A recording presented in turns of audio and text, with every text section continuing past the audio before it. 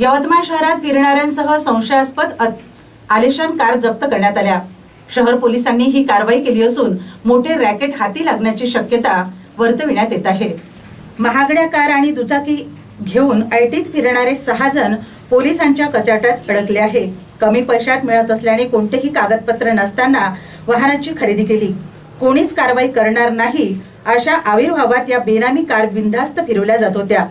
यवतमाळ शहर पोलीस ठाण्यातील शोध पथकाने गोपनीय माहितीच्या आधारे हे वाहन वापरणाऱ्या 6 जणांवर रविवारी रात्री कारवाई केली।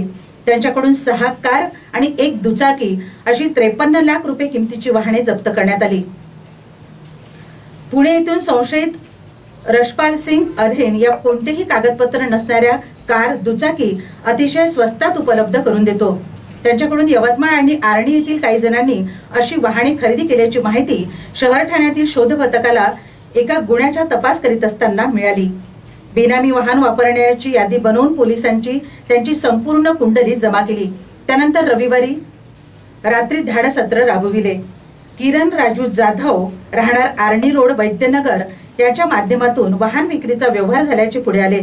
त्याच्याकडून कार दुचाकी जप्त करण्यात आली।